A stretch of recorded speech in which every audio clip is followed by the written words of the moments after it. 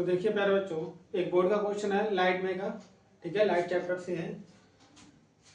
किसी माध्यम में प्रकाश का वेग 1.5 गुणा 10⁸ मीटर पर सेकेंड है। इस माध्यम से हवा में जाने वाली किरण के लिए क्रांतिक कोण ज्ञात करना है हमको। ठीक है प्यारे बच्चों, तो हमें जो दे रखा है पहले हम उसको लिख लेते हैं। तो हमें दे रखा है किसी माध्यम में प्रकाश का चाल यानी प्रकाश का वेग। ठीक है, तो लिख लेते हैं इसको। v = 1.5 × 10⁸ मीटर पर सेकेंड। ठीक है बच्चों, इसमें हमें और जरूरत पड़ेगी वो है निर्वात में प्रकाश की चाल। तो निर्वात में प्रकाश की चाल होती है वो होती है हमारी c = 3 × 10⁸ मीटर पर सेकेंड। ठीक है बच्चों, इसकी हमें जरूरत थी तो हमने लिख लिया इसे स्मॉल c से। अच्छा, हमें क्या ज्ञात करना है? क्रांतिक कोण। तो क्रांतिक कोण को हम कैपिटल C से रिप्रेजेंट कर देते हैं। ठीक है बच्चों, क्रांतिक कोण। देखिए बच्चों, यहाँ पर ये प्रकाश की जो चाल है निर्वात में वो स्मॉल c से है और जो क्रांतिक कोण है उसको हमने कैपिटल C से रिप्रेजेंट कर दिया है। ठीक है, अलग अलग से। अच्छा, इसको ज्ञात करने के लिए सूत्र होता है अपवर्तनांक का। किसका सूत्र होता है? अपवर्तनांक का सूत्र होता है n = 1/sin c। तो इसको हम इधर ले आते हैं और n को कहाँ ले जाते हैं? घटे में ले जाते हैं। तो sin c = हो जाएगा 1/n। ठीक है बच्चों, n की यहाँ पे हम लिख सकते हैं, क्या लिख सकते हैं पहले बच्चों? c/v। तो n की यहाँ पे हम क्या रख देते हैं?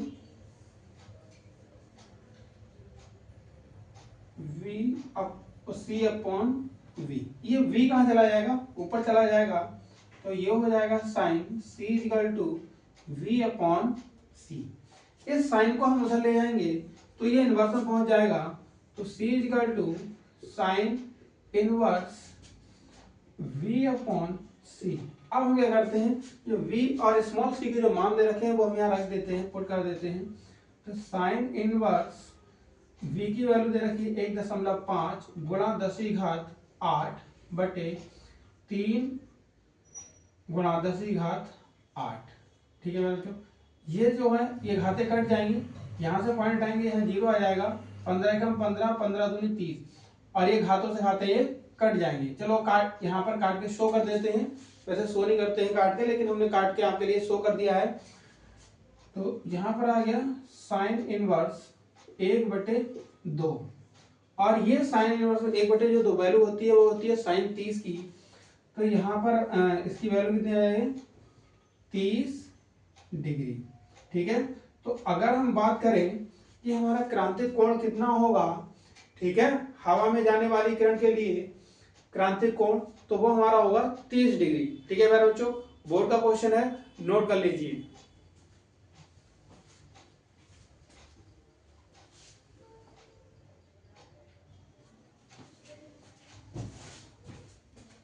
तो देखिए मेरे बच्चों, एक और क्वेश्चन है बोर्ड का आया हुआ।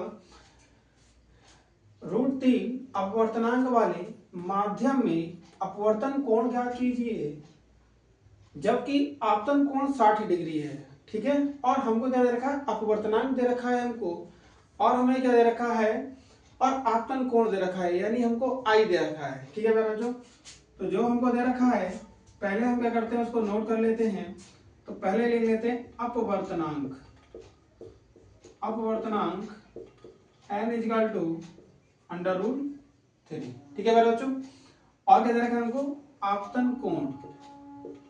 आपतन कोण हमको दे रखा है I = 60 डिग्री। हमसे पूछा है R। ठीक है, अपवर्तन कोण पूछा हमसे, अपवर्तन कोण हमसे पूछा है।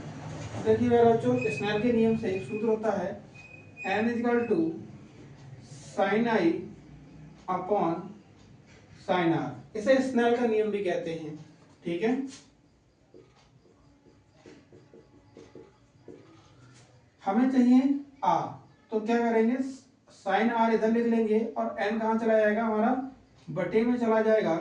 अब हम मान रख देंगे, ठीक है यार बच्चों। तो साइन आई की वैल्यू 60 और इसकी √3।